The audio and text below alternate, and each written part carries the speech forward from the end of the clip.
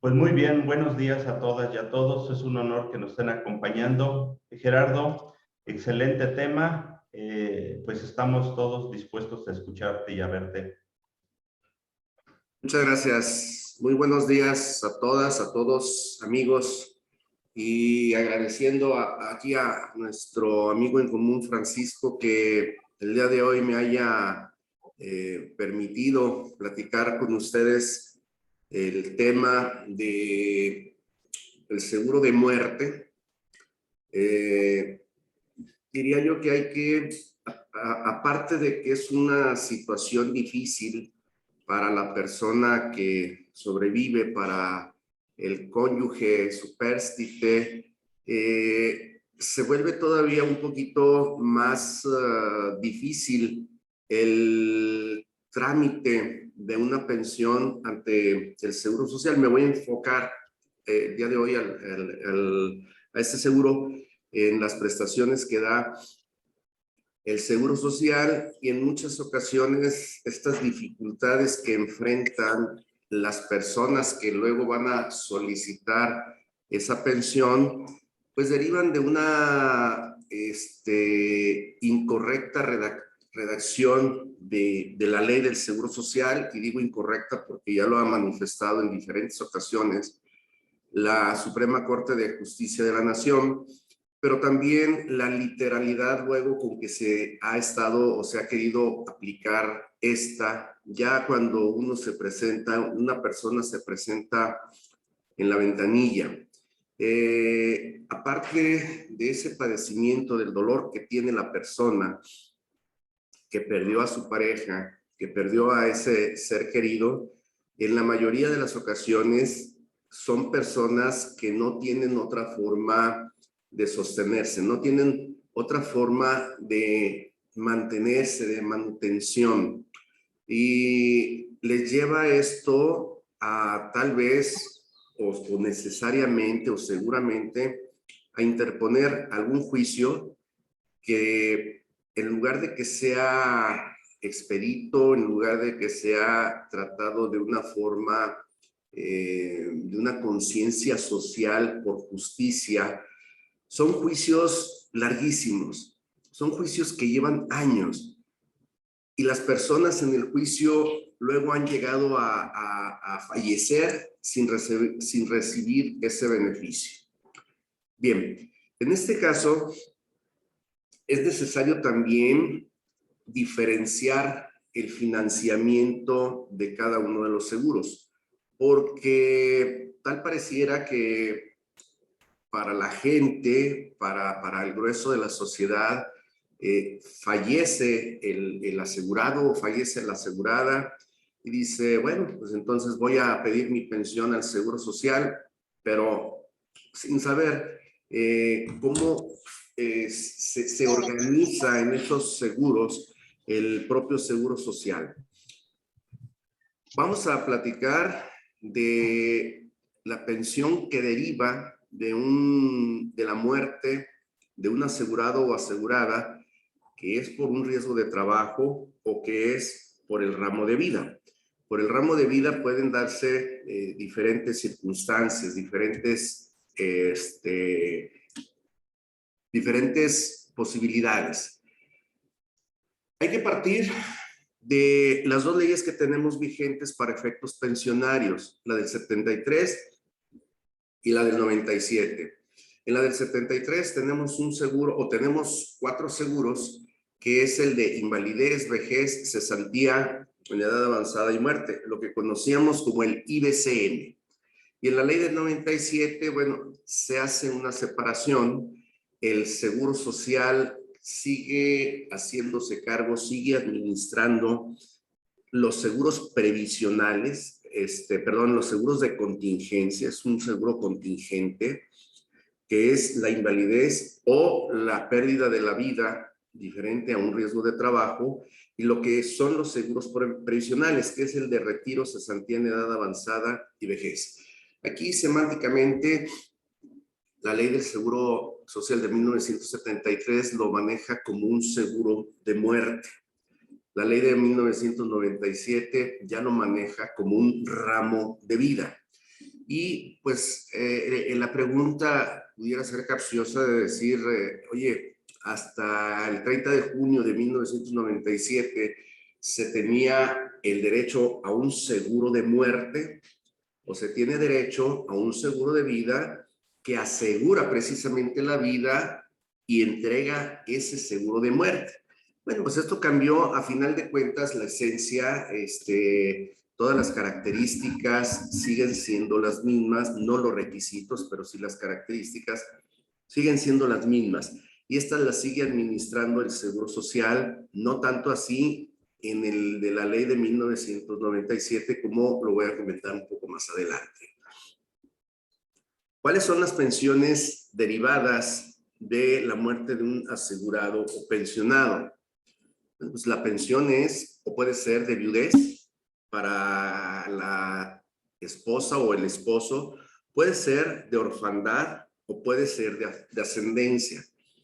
Con la ley de 1973, esta pensión la otorga el Seguro Social con cargo a sus reservas financieras. Ya con la ley de 1997, el Seguro Social pone una suma asegurada para que la pensión sea pagada por medio de una aseguradora.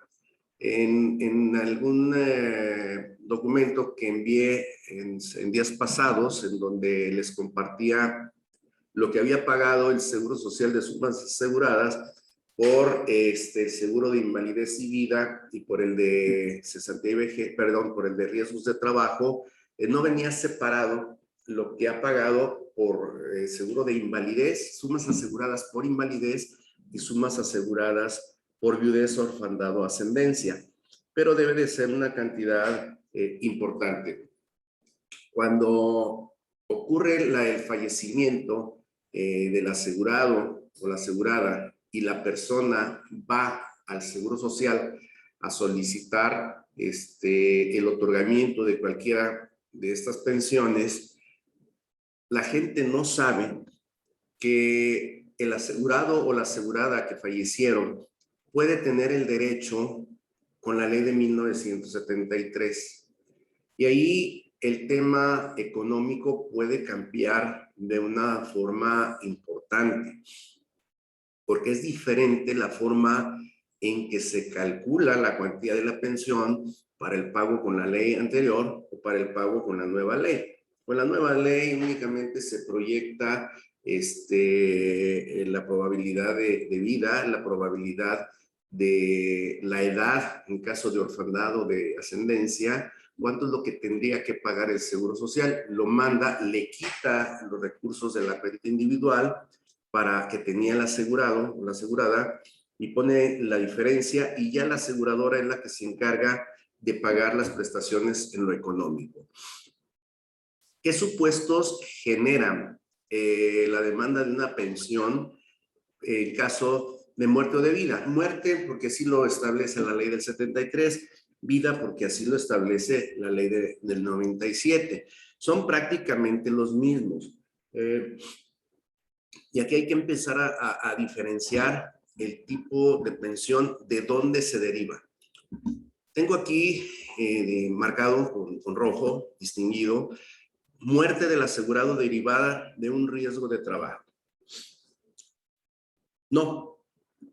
Si un asegurado sufre un riesgo de trabajo y muere por consecuencia de ese riesgo de trabajo, entonces sí se le da una pensión de viudez a la viuda o al viudo, pero sin embargo no es con cargo al seguro de vida o no es con cargo al seguro de IBSM y no es con cargo al propio seguro, al propio financiamiento del seguro de riesgos de trabajo.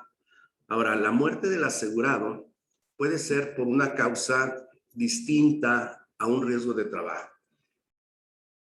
Vamos a poner un ejemplo. El asegurado cae de un tercer piso, queda en cama, ya no se puede mover, tiene inclusive que ser asistido, pero muere posteriormente, al año, a los 2 años, a los 3 años, a los 5 años, muere ese asegurado, pero la causa del fallecimiento no se debió al riesgo de trabajo, no se debió a la caída que tuvo. La causa del accidente fue una situación, un diagnóstico completamente diferente, no sé, a lo mejor digo una cosa que no es aquí, si lo digo de esa manera, por favor me corrigen, que muera de un infarto, ¿sí? Entonces, la caída le provocó el infarto al asegurado, no necesariamente, y más si ya pasaron algunos años de que tuvo ese accidente. En este caso, entonces, el financiamiento de la pensión no es con cargo al seguro de riesgos de trabajo, sino que ahí ya ese cargo se traslada al seguro de IBCM o el de muerte o al ramo de vida. La muerte del pensionado por riesgo de trabajo por una causa diversa al riesgo. Perdón, aquí lo dupliqué. La muerte del pensionado por invalidez. Puede ser y así lo maneja, ¿eh? Muerte del pensionado por invalidez. Puede ser que esa persona ya tenía una pensión de invalidez y fallece. Puede ser que la persona tenía una pensión de cesantía, puede ser que la persona tenía una pensión de vejez, o puede ser que la persona era un asegurado que no tenía ningún tipo de pensión, no tenía ningún tipo de lesión. Entonces, esas diferentes circunstancias, esas causas diferentes y situaciones diferentes de la muerte del asegurado, no alteran en sí la cuantía de la pensión a recibir por parte de los beneficiarios. Es diferente la cuantía de la pensión cuando la muerte es por un riesgo de trabajo. Ahí sí hay una diferencia en la pensión de viudez, porque en la pensión de los huérfanos o en la pensión de los ascendientes, el porcentaje de la cuantía para ellos es la misma que si fuera diversa a un riesgo de trabajo, más para el cálculo de la cuantía sí es diferente en un riesgo de trabajo que cuando no se debe al riesgo de trabajo. ¿Quiénes son beneficiarios con derecho a pensión por muerte o vida?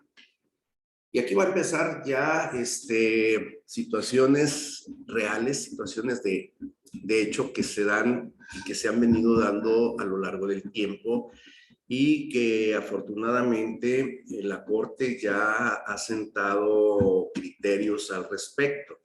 Porque nos dice, en primer término, tendrá derecho a recibir la pensión la esposa del asegurado, dice la ley del 73, o a falta de esta, la concubina.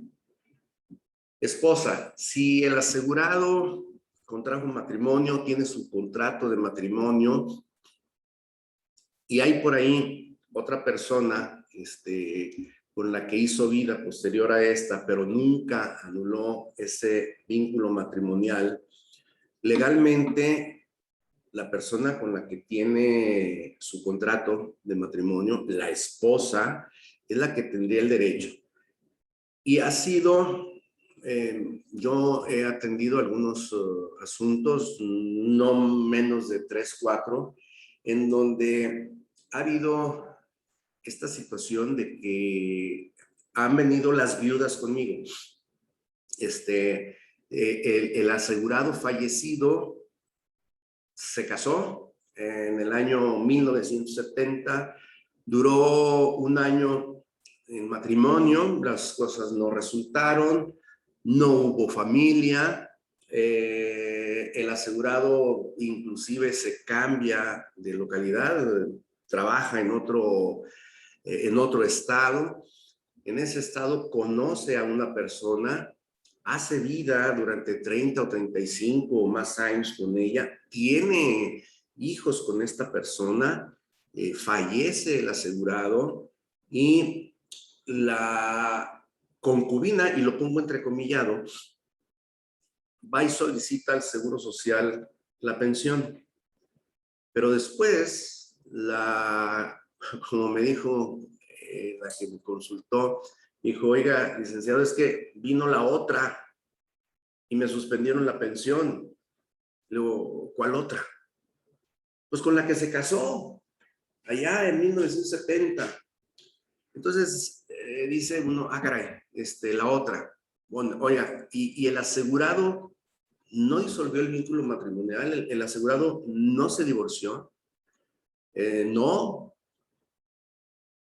señora, ¿sabe qué? Discúlpeme, pero legalmente a la señora es a la que le corresponde la pensión, porque usted no puede tener el carácter de concubina, aunque haya tenido hijos, si existe un vínculo matrimonial anterior. Y la ley es muy clara, dice que esposa o a falta de esposa será considerada la concubina. En la ley de 1973 hay una discriminación en cuanto al esposo, en cuanto a las condiciones para otorgarle la pensión al esposo o al concubinario. Esas las voy a platicar enseguida. Tienen derecho los hijos menores de 16 años, los hijos mayores de 16 años y mayores de 25, siempre y cuando estos se encuentren estudiando en planteles del Sistema Educativo Nacional, y los hijos que no puedan mantenerse por su propio trabajo, y el padre y la madre. Pero únicamente los ascendientes tienen derecho en caso de que no exista esposa o esposo o concubina o esposo concubinario o hijos con derecho. Esto no quiere decir que los padres van a tener el derecho a esta pensión única y exclusivamente si el asegurado nunca se casó o si no tuvo hijos. No.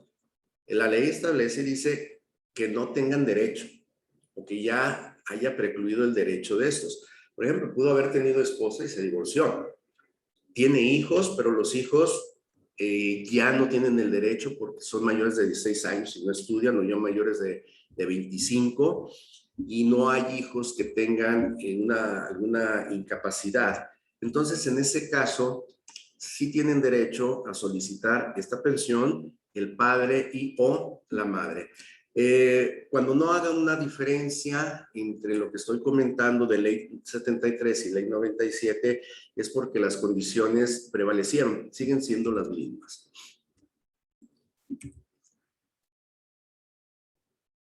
La pensión de viudez, ¿a quién se le va a dar? A la esposa, pero ¿qué va a pasar si hay dos esposas? Ahorita hice el comentario de que había una esposa, se separó, hizo vida con otra persona, pero nunca disolvió el vínculo, y ¿quién tiene el derecho? La esposa. Pero también se da el caso de que ese asegurado pudo haber tenido dos actas de matrimonio, dos esposas. Llega la primera y le acredita el Seguro Social con el acta de defunción, con el acta de matrimonio, con todos los demás documentos que así lo requiere el Seguro Social, y le dice, oye, vengo a pedirte la pensión de viudez. Aquí está. Pero posteriormente llega otra esposa y dice, vengo a pedirte la pensión de viudez, y presenta el acta de matrimonio. ¿Qué pasa en este caso? El Seguro Social va a suspender la primera pensión y no va a pagar a ninguna de las dos, en tanto no se resuelva por la vía judicial cuál es el matrimonio que subsiste.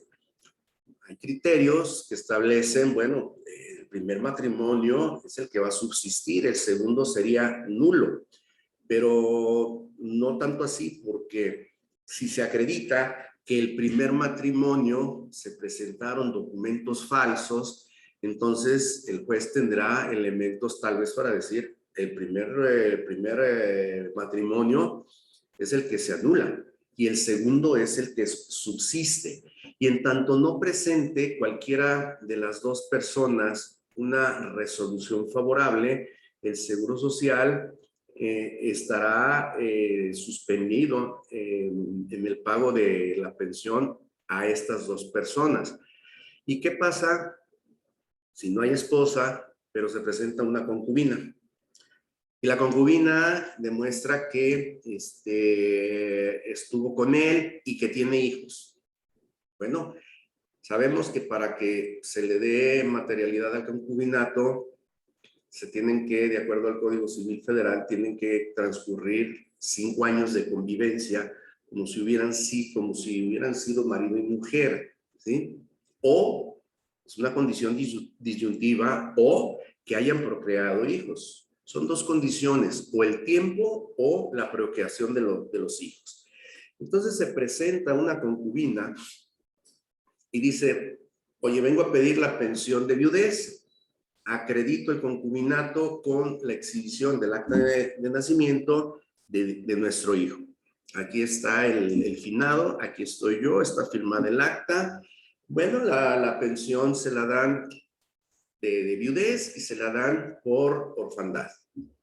Pero luego llega otra concubina y dice, vengo a solicitar la pensión de viudez, porque yo era concubina, vivíamos en concubinato, el asegurado y yo. Y aquí está el acta de nacimiento del hijo y aquí demuestro que es la firma del asegurado fallecido, la de su servidora. En ese caso, la ley es clara y dice, a ver, en caso de que haya 2 o más concubinas, ninguna va a tener derecho. Porque si estamos hablando de esposas, bueno, se va a someter al criterio de un juez el análisis de documentos para ver cuál es el que va a subsistir. Pero cuando no hay cuando no hay un documento para anular, entonces va a ser difícil, porque pudiera ser que a las 2 se le consideren concubinas, pero el Seguro Social no puede dar 2 pensiones a 2 concubinas, la pensión se da a una sola. Y las 2 están demostrando que tienen hijos, o sea, son consideradas concubinas, simple y sencillamente van a decir, a ver, aquí ninguna de las concubinas va a tener el derecho a pensión de viudez, pero sí lo va a tener el derecho a la pensión de orfandad los hijos que haya tenido el asegurado. La ley, la Constitución, los derechos humanos sí protegen a los menores. Dicen los beneficiarios, los huérfanos, todos tienen el derecho a la pensión. Si después aparecen otra persona, otras 2 personas que demuestren que tiene hijos con el asegurado fallecido o asegurada, a los hijos a todos les van a dar la pensión. Me adelanto y comento que la suma, los porcentajes de la pensión entre lo que sería la viuda, lo que serían los huérfanos, no pueden sobrepasar el 100% de la pensión que estaba disfrutando el pensionado o de la que le hubiera correspondido en caso de que no estuviera pensionado. Ahí, ¿qué es lo que hace el Seguro Social? Hace un prorrateo.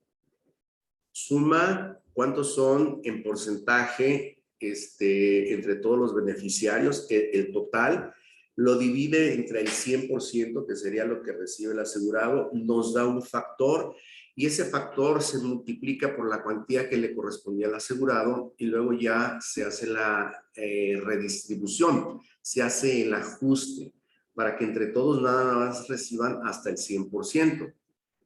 Cuando algún beneficiario de esta pensión deje de tener derecho, esos porcentajes se reajustan. Es decir, subiría el porcentaje de la pensión porque uno ya dejó de tener el derecho.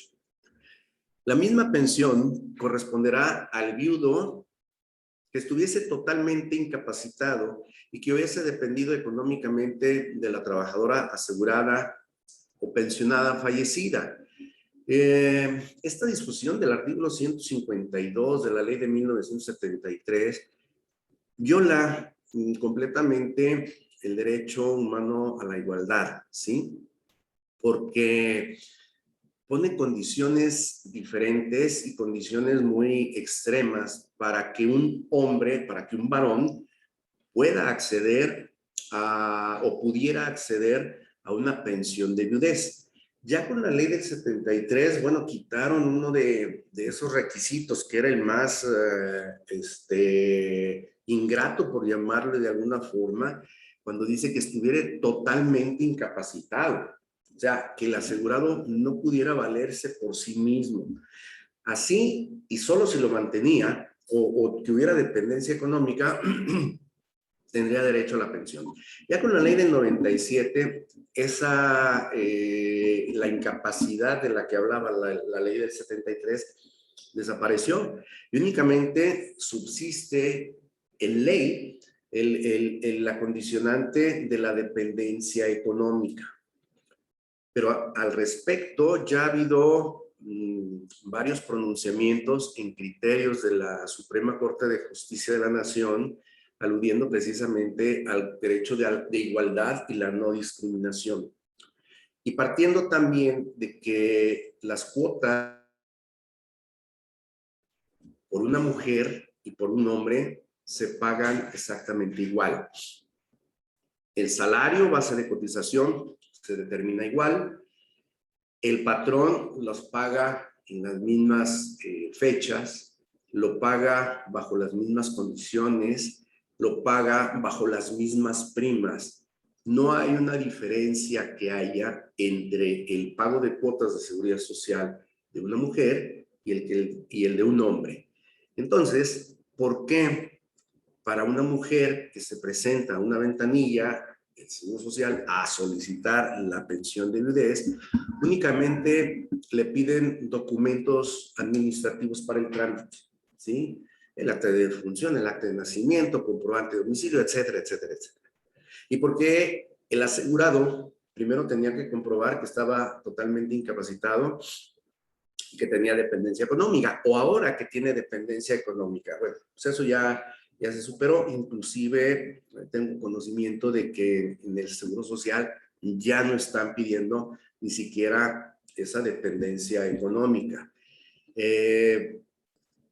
¿Por qué habría que generar un derecho diferente? Bueno, en la exposición de motivos de la ley de 1973 se establecía que esta pensión o estos requisitos adicionales o estas condiciones adicionales para otorgar la pensión a un hombre era porque el hombre tenía mayor capacidad física, intelectual y de todo tipo para seguirse manteniendo él por sí mismo, y que la mujer era más débil y era más vulnerable. Bueno, estamos recordando que estamos en 1973. Al paso de los años ya sabemos cómo han venido las mujeres luchando por esa igualdad, y yo digo en justicia, y han llegado a obtener lo que en justicia les corresponde. Entonces, ya ante esa situación, ¿por qué poner requisitos diferentes en la pensión de un hombre al de una mujer? Reitero, ya hay varios criterios de la Corte. El Seguro Social internamente dio la indicación de que ya no se pidieran estos requisitos. ¿Cuáles son los requisitos de semana de cotización? Estamos hablando del seguro de vida, es decir, que el asegurado fallezca sin estar pensionado. Si está pensionado es porque ya de una forma u otra cumplió los requisitos. Que el asegurado al fallecer hubiese tenido reconocido el pago al instituto de 150 semanas, o bien que estuviera disfrutando de la pensión de invalidez, vejez o cesantía. Y también que la muerte del asegurado pensionado no se deba a un riesgo de trabajo. Fallece el asegurado, la pensión de invalidez, como ya lo vimos en las sesiones anteriores, requería 150 semanas, ahora para la ley del 97, 250, pero en el caso de la pérdida de la vida, del asegurado, solo se requieren 150 semanas de cotización. Y aquí, algo que yo en lo personal he cuestionado es que la ley establece, y no nada más para esta pensión, sino también para la de cesantía, para la de vejez, que el asegurado tenga reconocido el pago al instituto. El pago. No que tenga semanas de cotización, sino que tenga reconocido el pago. ¿Esto qué quiere decir? Que si el patrón no pagó las cuotas de seguridad social de ese trabajador o de esos trabajadores, no suman como semanas de cotización. Y allí está una situación injusta para el trabajador, porque el Seguro Social tiene los medios, por eso es una autoridad fiscal, inclusive con un mayor poder de ejecución que el propio SAT, y ustedes así lo podrán constatar. ¿Por qué estar sujeto a que el patrón pague las cuotas? El trabajador cumple con presentarse a trabajar, cumple con prestarle sus servicios al patrón. El Seguro Social debería de subrogar el derecho de ese trabajador y de cualquier forma tener el reconocimiento, aunque el patrón no pague las cuotas de ese trabajador. Por otro lado, también, en este sentido, que el pago de las cuotas es como le va a reconocer al trabajador esas semanas de cotización. Viene el hecho, y esto afortunadamente sí está determinado ahí en la ley, cuando el trabajador o la trabajadora les dan una incapacidad, sea por enfermedad general, sea por riesgo de trabajo, o sea por maternidad, el patrón deduce, o más bien descuenta o no paga las cuotas que amparan esos días del certificado de incapacidad. Entonces, esto va relacionado. El patrón sí cumple, pero la ley dice, bueno, para eso es el seguro. Tiene un certificado de incapacidad, por ese periodo no vas a pagar las cuotas. Si no se pagan las cuotas, entonces no hay periodos reconocidos, no hay semanas reconocidas. En pleno siglo XXI, en el año 2021 que estamos, y con toda la tecnología que se ha venido dando, con todos los avances tecnológicos que el Seguro Social exige a los patrones tener para el escritorio virtual, el ITSE, los pagos, porque tienen características muy particulares. Es increíble que el Seguro Social no tenga en su sistema la transmisión interfaz cuando un médico otorga una incapacidad. Es decir, que de manera electrónica, al generar la incapacidad, se afecte el sistema del Seguro Social para que se le reconozcan esas semanas al trabajador por el efecto de que el patrón no va a pagar las cuotas. Bueno, pues eso no se ha dado hasta el día de hoy. ¿Cuál es la recomendación?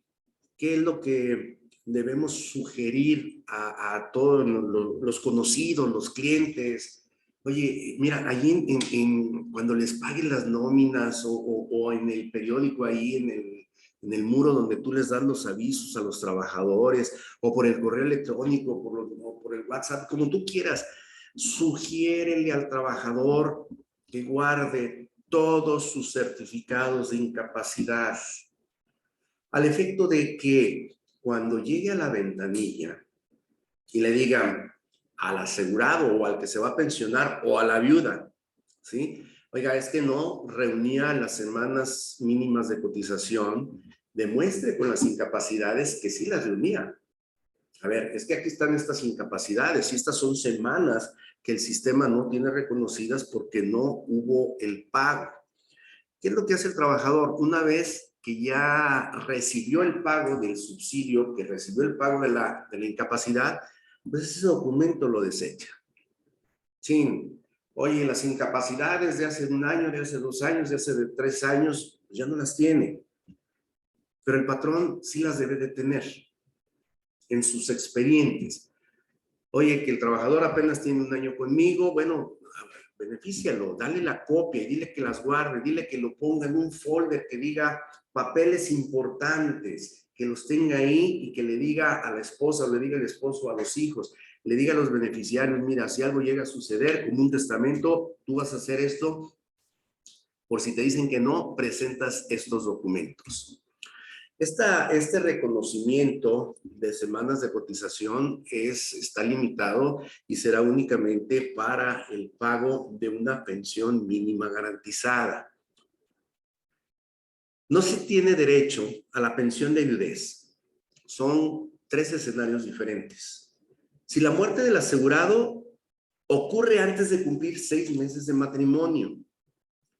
Si al contraer matrimonio, después de haber cumplido 55 años de edad, salvo que haya cumplido un año de matrimonio. O al contraer matrimonio, el asegurado, y aquí lo tengo con cursivas porque así está en la ley, ya recibía una pensión. Creo debería decir el pensionado, ¿no? Salvo que haya cumplido un año de matrimonio. La primera hipótesis de que si no tiene 6 meses de matrimonio, no tiene derecho a la pensión de viudez, la viuda o el viudo, es una situación incierta y así también lo ha manifestado criterio de la Corte, que no tiene por qué estar sujeto a algo que no depende de uno. O sea, yo no me quiero morir. Oye, nos casamos y me muero a los 5 meses o a los 4 meses de que nos casamos para que ya te den la pensión. Yo no conozco a alguien que diga, sí, yo me quiero morir para dejarte una pensión.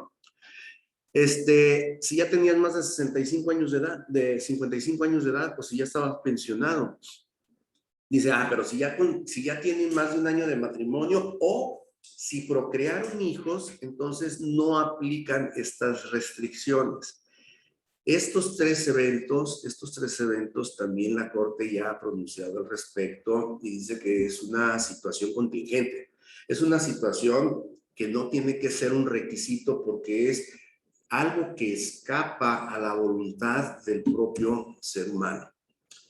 ¿Cuál es la base de la cuantía, para el pago de la cuantía de la pensión? Si nos vamos con la ley de 1997, se aplica el procedimiento.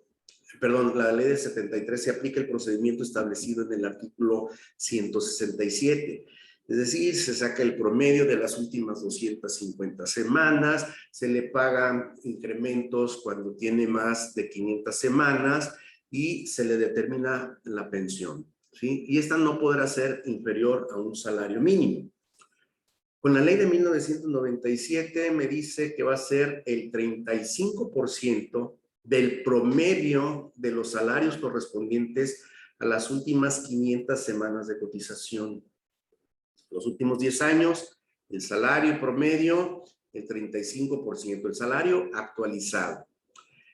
Y a eso le aplicas el 35%. Oye, pero es que son 10 años el salario promedio. Si no tiene los 10 años, bueno, siempre y cuando las semanas que tenga, ahí va a sacar el promedio, siempre y cuando esas semanas sean las necesarias para el otorgamiento de la pensión. Si la pensión es de viudez y el asegurado no tenía pensión, entonces le van a aplicar 150 semanas. Oye, tenía 160, bueno, el promedio es de esas 160 semanas, el 35%. En caso de que la cuantía, ley 97, sea inferior al salario promedio de las pensiones garantizadas que corresponda a un salario mínimo y 60 años de edad, de acuerdo al artículo 167, el Estado aportará la diferencia. Y esto trae aquí una pequeña confusión, ¿no? Porque el artículo 170 de la reformada ley, ahora del 16 de diciembre, ya establece un cuadro en donde, dependiendo del promedio del salario, hay 4 segmentos de un salario mínimo a 1.99 UMAS, de 2 a 2.99, 3 a 3.99 y más de 4 UMAS. Entonces, para determinar la pensión se saca el promedio histórico y ese promedio histórico es actualizado y esa actualización luego va en razón de que del número de semanas de cotización que tenga el trabajador. Para el 2021 son 750, pero luego va subiendo conforme van pasando los años, y esa pensión mínima garantizada también va subiendo. No hay una secuencia, al menos yo no la he encontrado. A lo mejor Alejandro nos pudiera dar una orientación al respecto, cómo es que fueron subiendo esa pensión, tanto en cada año que va transcurriendo a partir del 2021 como en la edad. Entonces, allí hay una serie de cantidades. La pensión mínima garantizada para los 60 años es de 2,262 pesos. Pero dice, para las pensiones mínimas garantizadas para una edad de 60 años, y son 10 cantidades diferentes las que hay en una pensión mínima garantizada para 60 años.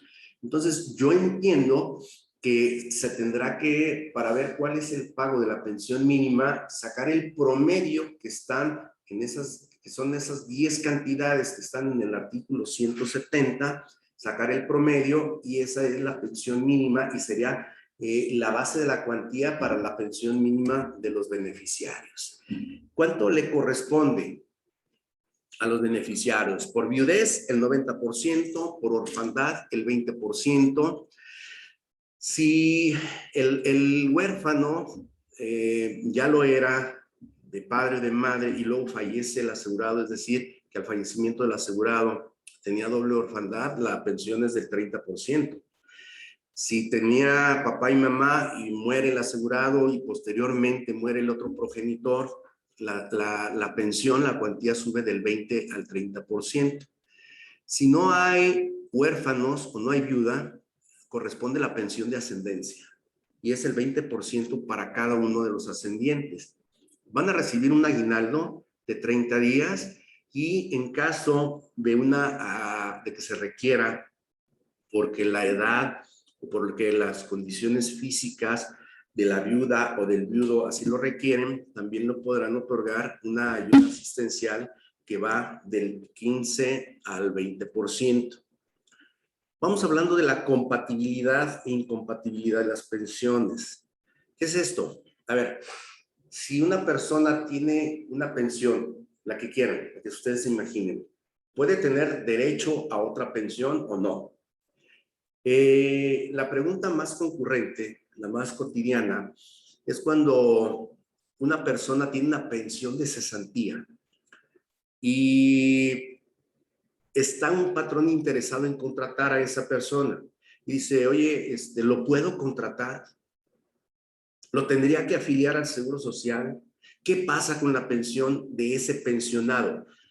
A ver, si ese pensionado ingresa nuevamente al régimen obligatorio, ¿puede estar recibiendo su pensión y puede recibir su salario? La respuesta es sí. Eso es compatibilidad de pensión, ¿sí? Incompatibilidad es de que no pueda recibir una pensión y otra determinada, o no pueda tener un trabajo remunerado. En el ramo de viudez, una viuda o un viudo puede estar recibiendo la pensión de viudez y puede estar trabajando, sí. Puede tener una pensión de viudez y recibir una pensión por una incapacidad permanente, sí. Puede recibir una pensión de invalidez, cesantía o vejez, sí, y puede estar recibiendo una pensión de ascendencia. Todo esto es compatible con la pensión de viudez. ¿Con qué no es compatible? Una pensión de viudez no es compatible con una pensión de orfandad. Aquí, en la ley del 97, ustedes observen que no pongo absolutamente nada, porque ya ahora va a depender del derecho que haya generado el asegurado, el hijo, el padre, el viudo, ¿sí? Digo, el asegurado o la asegurada. Si ellos tienen recursos suficientes en su cuenta individual que le genere el derecho a la pensión, pues simplemente se lo van a dar. La compatibilidad de la pensión de orfandad es compatible con el disfrute de otra pensión igual proveniente de los derechos derivados del aseguramiento del otro progenitor. O sea, los dos trabajaban, fallece el asegurado, pensión de orfandad, Fallece la asegurada, pensión de orfandad. Tiene doble orfandad, entonces recibiría el 30% del asegurado y el 30% de la asegurada. La incompatibilidad de la pensión de orfandad no es compatible con una pensión por invalidez. No es compatible con una pensión de cesantía. No es compatible con una pensión por vejez y no es compatible con un trabajo remunerado después de los 16 años. En la pensión de ascendencia, la compatibilidad, o sea, un padre, una madre que perdieron a su hijo estaba asegurado, el hijo les genera el derecho a la pensión de ascendencia, es compatible con el trabajo remunerado, con una incapacidad permanente, con una pensión por invalidez, por cesantía, por vejez, por viudez y con la pensión de otro ascendiente. O sea, dos hijos, afortunadamente los dos fallecen y los dos dejan pensión de ascendencia. ¿Con qué es compatible una pensión de ascendencia con una de orfandad? O sea, como que es claro, ¿no?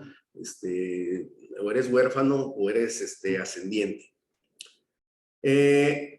La pensión de viudez termina con la muerte del beneficiario o por contraer matrimonio. Y quiero recalcar, se ha mencionado y se sigue mencionando que contraer matrimonio o entrar en concubinato. La ley no dice que entrar en concubinato, ese hecho provoca que se pierda la pensión. Nada más dice, termina por la muerte del beneficiario o por contraer matrimonio, por contraer nuevas nupcias. Pero sin embargo, el criterio y en diferentes obras de seguralistas, así lo manejan, entrar en concubinato también. En ese caso, le van a dar una pensión equivalente a 3 anualidades. Es un finiquito. Dejas de tener derecho a las prestaciones en dinero, a las prestaciones en especie. Aquí están 3 anualidades y se acabó la responsabilidad del Seguro Social contigo.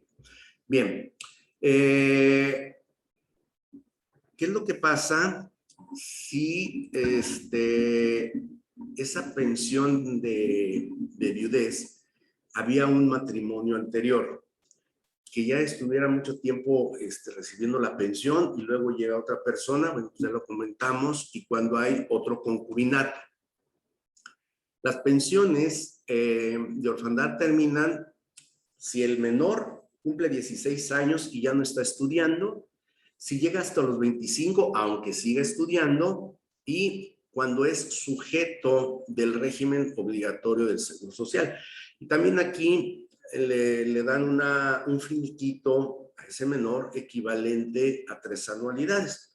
Me surge una pregunta. Si un menor, si un huérfano tiene más de 16 años, está estudiando, presenta sus constancias al Seguro Social, le mantiene la pensión, pero en vacaciones se contrata con un patrón y ese patrón lo da de alta en el Seguro Social. Pues en ese momento le suspenden la pensión. Pero oye, nada más trabajó en el periodo de vacaciones, fueron durante 2 años. Ahí ese huérfano deja de trabajar porque reingresa nuevamente al estudio, porque ya el ciclo escolar inició. Bueno, el Seguro Social está diciendo, ya, como ya entraste una vez a trabajar, ya pierdes el derecho.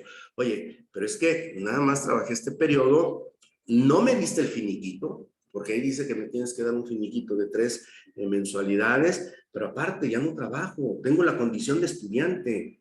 Y mi condición sigue siendo de orfandad. Entonces el Seguro Social está negando, aunque la ley no es clara en decir ser sujeto del régimen obligatorio, no quiere decir que si es temporal o con la primera vez que seas sujeto ya perdiste ese derecho.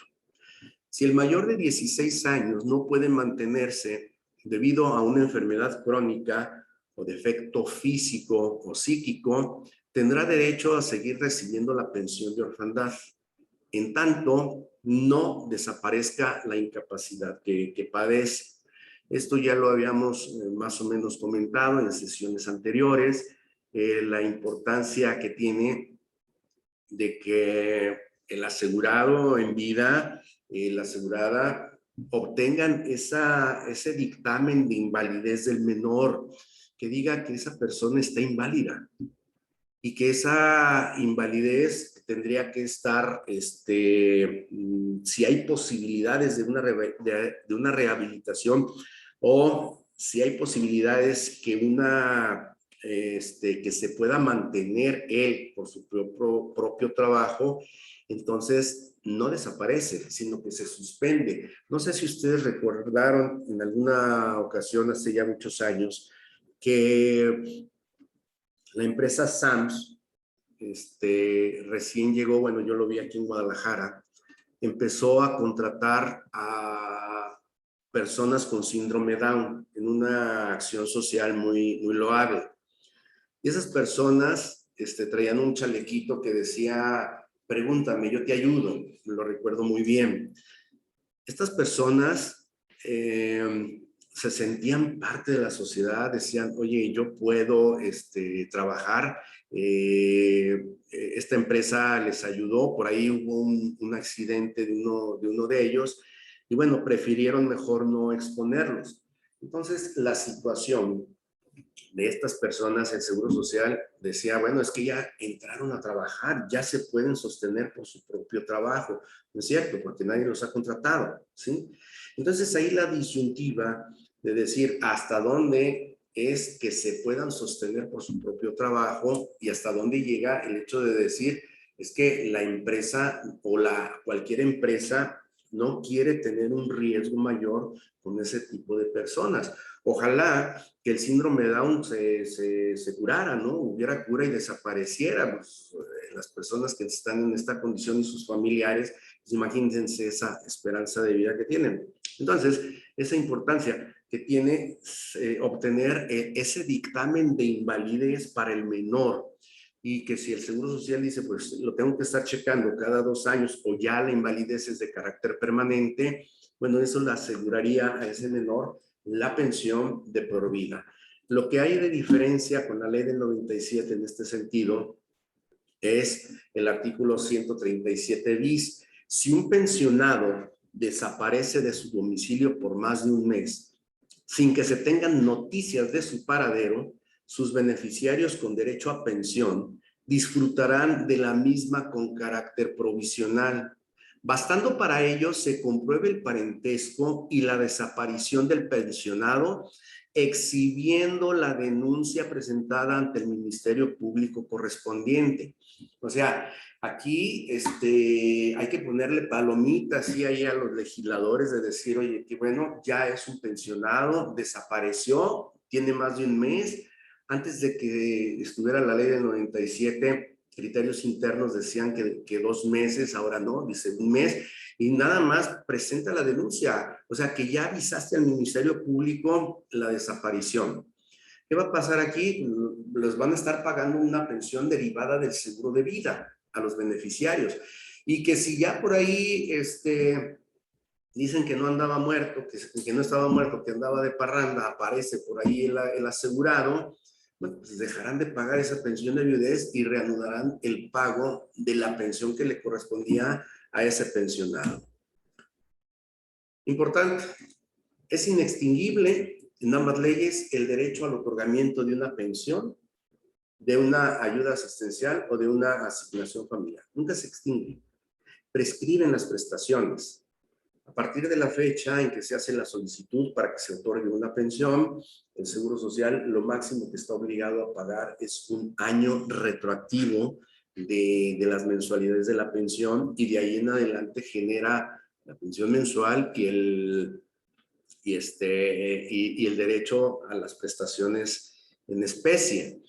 Si hay un viudo que desea, oye, yo no sabía que tenía derecho a la pensión de viudez y mi esposa, que era la asegurada, falleció hace 15 años, falleció hace 20 años, bueno, pues hay que ir ahora a solicitar esa pensión. Si esa asegurada reunía o esa asegurada, estamos hablando del hombre, que no sabía, reunió las 150 semanas de cotización, entonces a partir de ya el viudo tendría derecho al otorgamiento de esa pensión porque es inextinguible. Bien, un tanto rápido, un tanto acelerado por la cuestión del tiempo, estimados amigos. Aquí yo quedo en mi exposición a sus órdenes para cualquier comentario, cualquier pregunta que quieran hacerme, con mucho gusto.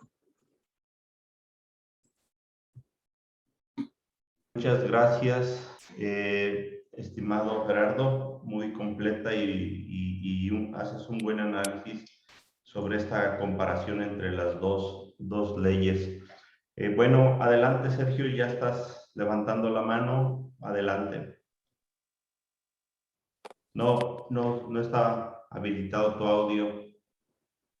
Sergio, no está habilitado tu audio. Ahora sí. Ahí está. Sí. Ok, Gerardo, yo tengo una pregunta en relación a la ley del ISSSTE. Obviamente podemos ampliar todo esto, pero Perdón, en el Sergio, caso de una... Sergio, no estamos abordando ahorita ley del ISSSTE. Me gustaría si guardas esa pregunta y la comentamos dentro de quisiera ahorita, como estás entrando todo Okay. esto a ley del Seguro Social y ya lo vemos después. Mari, por favor. Gracias. Nada más para comentar que cuando se crea en 1917 el 123 y se le destina única a protección, lo que hoy conocemos como los seguros sociales, se le destina la fracción 29, desde ahí ya se habla de vida. O sea, es vida, no muerte. Es justamente la ley del 97 quien recupera el término vida. También comentaba Gerardo que esta situación de lo que son las excluyentes de pensión de viudez, que se pensaba que porque el hombre es más fuerte y tal. Fíjense que cuando se discutió esto precisamente con la ley del ISSSTE, el razonamiento de los ministros fue que la justificación es que había muchas jóvenes que se casaban con estos futuros pensionados o cercanos pensionados, entonces inclusive los ministros le llamaron las casapensiones, y entonces había que castigar a estas casapensiones. Es un comentario de lo que leí precisamente con relación al ISSSTE, porque si son las mismas excluyentes de pensión, son los mismos supuestos. Entonces, aquí trataban de castigar a las casapensiones. Y en relación a la pensión garantizada, si ustedes dan cuenta ustedes, estamos hablando con la reforma del 20 de diciembre, estamos hablando de 330 tipos de pensiones garantizadas. Ya no es una sola pensión garantizada. Nada más para aportar a esto. Gracias, Francisco. Gracias, Mari. Adelante, Rafael Raya. Pues muy buenos días a todos. Nada más felicitar a nuestro querido amigo Gerardo. Y pues bueno, como comentario solamente, los retos que se nos vienen en materia de cuestión de pensiones de viudez son amplios, atendiendo a cómo va avanzando en los conceptos de familia y los conceptos de unión y parentesco en este tema. Entonces, este es un tema que creo que debemos de estar vigilando y apoyando a cómo va avanzando los criterios y las interpretaciones que nuestros tribunales están dando, porque ese desfase entre nuevos conceptos que se viven versus lo que las autoridades nos resuelven, nos va a tener con bastante trabajo en cuanto a investigación y búsqueda de equiparamiento a lo que en su momento el 97 nos previó. Y nada más complementar qué fuerte se viene este tema de los menores incapacitados que tocaba Gerardo también, desde la perspectiva donde ya la legislación laboral obliga a contratar a personas con cierta discapacidad, ¿no? Entonces, ahí también se viene un reto difícil de enfrentar. Y muchas gracias a todos. Muchas gracias, Rafael. Muy acertados comentarios. Van a dar lugar a estar pensando y estar trabajando en ello. Domingo, por favor. Sí, muchas gracias. Buen día. Muchas gracias por la plática, maestro Gerardo. Muy buena. Yo realmente prácticamente estoy neófito en este campo, pero sí quisiera preguntarle, después de todos estos vericuetos, de todas estas,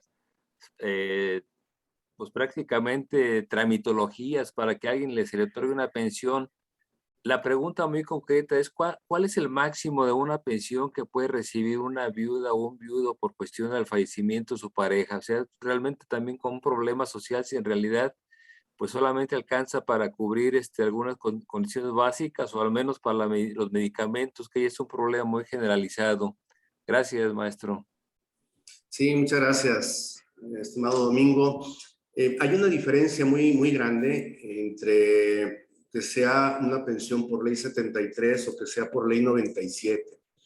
La ley 73 va a depender precisamente o principalmente del número de semanas de cotización que tenga, porque eso es lo que puede incrementar de manera importante. Y eso la gente no lo sabe. A no ser que el asegurado estuviera ya pensionado con la ley del 73. Pero si fallece siendo asegurado sin tener pensión, en automático el Seguro Social está haciendo el cálculo con la ley de 1997 y obviamente la cuantía de la pensión se reduce de manera significativa porque va en razón de ese 35% aplicado al promedio y que luego se aterriza en el artículo 170 de la ley. Entonces, si tenemos oportunidad de orientar a una persona, viuda o viudo, que tenga derecho a la pensión de viudez con la ley de 1973, pues sería conveniente hacerle el cálculo para orientarla y decirle cuál es la diferencia y que en base al artículo 12º transitorio, si no mal recuerdo, solicite que le hagan en el Seguro Social el cálculo de las dos pensiones para ver cuál es la que más le conviene y pueda elegir. Pero va en esa razón. Muy bien, Gerardo, Agradezco. gracias. Adelante, Alma, por favor. Buenos días, maravilloso toda la explicación, pero tengo dos dudas. Cuando la persona se desapareció y le pagaron a sus derechohabientes esa pensión y él regresa, ¿se hace ajuste de esa diferencia de pensión que no se pagó al 100%? Y la segunda sería, si una trabajadora queda viuda, cuando le suman el porcentaje de la viudez, ¿ajustan al 100% o son dos ingresos diferentes? Esas serían mis dos preguntas. Sí, en la primera no hay ajuste a la pensión. Si nada más es la esposa la que tiene y desaparece el asegurado, a ella le van a pagar el 90% de la pensión del asegurado. Cuando aparezca el asegurado, dejan de pagar el 90 y le pagan el 100 que le estaban pagando al pensionado. O sea, ahí no hay ajuste. Y la segunda pregunta, Alma, no me quedó muy claro. Ajá, si una persona es trabajadora del IMSS, ¿no? Y queda viuda, cuando le van a pagar la viudez, la van a pagar al 90%, pero ella gana el 100%. Entonces, no le van a decir, te vamos a pagar el 190 o nada más te pagamos el 10 para ajustarte al 100, o no se hacen ese tipo de ajustes. No, es que son dos derechos por separado. Una por su derecho de asegurada y otra o trabajadora o pensionada y otra por el derecho de la viudez. Entonces son dos cálculos que se hacen diferentes y se suman. Sí, es que en la OIT hay un tratado que habla del tipo de pensiones y ahorita no lo tengo a la mano, pero dice que no debes de tener un ingreso de más del 100% de todas tus pensiones y efectivamente son ramos diferentes, no debería ser. No sé si te refieres, Alma, cuando el propio pensionado tiene derecho a dos pensiones, que pueden ser una por riesgo de trabajo y otra por invalidez, o una por riesgo de trabajo y otra por cesantía. Ahí sí hay un tope que dice que no podrá recibir más del 100% del salario mayor que sirvió de base para el cálculo de las pensiones. Ajá, entonces eso solo se debe a la propia persona. Si a la siguiente... propia persona que pudiera tener derecho a dos pensiones. Ajá, pero si eso de riesgo de trabajo, invalidez y las otras que tengas derecho son a ti nada más, pero si tienes una por otra persona, no. Es independiente, no se suma. Ah, No, perfecto. no se suma. No se topa. No se topa. Muy bien, gracias.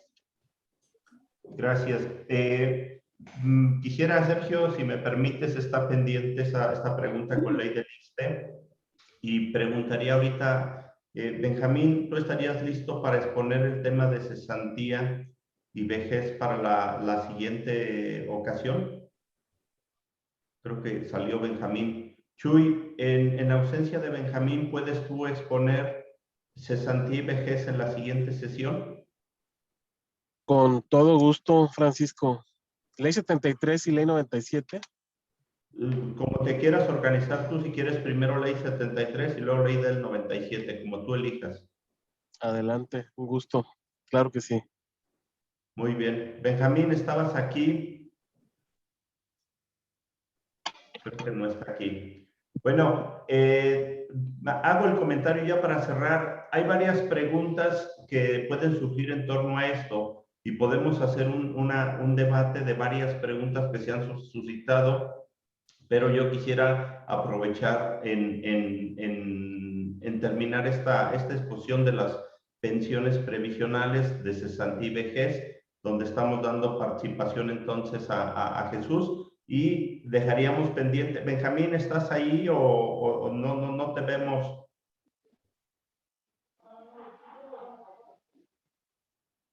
No te escuchamos, Benjamín. Benjamín, no te escuchamos. Pase. Pero ya está, ya estoy de nuevo. ¿Sí me escuchan? Adelante, Benjamín. Sí, te comentaba que estuve interrumpido un poco con el internet, pero ya estoy de nuevo, a la orden. Sí, Benjamín, estabas convocado para exponer cesantía y vejez y en tu lugar estaba cediendo el espacio a Chuy. ¿Quieres retomarlo tú? No, está bien, si quieres, está bien que se lo des a Chuy, está bien. Adelante, Chuy, por favor. Vengo yo ahí con algunas participaciones, está bien. Ok, Chuy, entonces, siguiente sesión, cesantía y vejez. Como tú desees involucrarte, Sergio, si quieres hacer tu pregunta en el foro, adelante. No sé si hay alguna otra pregunta más para cerrar. Muy bien, pues muchísimas gracias. Sí, Sergio. Básicamente era dirigida a Gerardo en el sentido de que tuvimos acceso a un caso muy, muy peculiar, pero trabajador del ISSSTE, en el cual fallece de infarto, una persona pues, muy joven, 52 años, pero resulta que tenía varias parejas, pero su salario era muy, muy bajo, y sin embargo ahí, hasta donde tuvimos acceso, la pensión a cada una de las parejas fue mínima. Entonces, por eso nada más quería abordarlo como una relación con lo que abordó Gerardo, de cómo se reparten o cómo el instituto decide cómo dividir esa pensión cuando son salarios muy bajos los que percibe el trabajador. Esa era la observación solamente. Bien, pues muchas gracias. Cerramos por la hora que ya nos pasamos un poquito. Le agradecemos y le brindamos un fuerte aplauso a Gerardo. Magnífica exposición, Gerardo. Muchísimas gracias. Y desde luego voy a compartir este video, Gerardo, por la anuencia que previamente me concediste. Muchísimas gracias a todas y a todos. Que tengan un excelente día. Gracias, igualmente. Buen día. Saludos. Excelente día para todos. Adiós. Felicidades, buen día. Gracias. Gracias. Gracias. Hasta luego. Gracias, Francisco. Al contrario, un placer. Gracias a ti.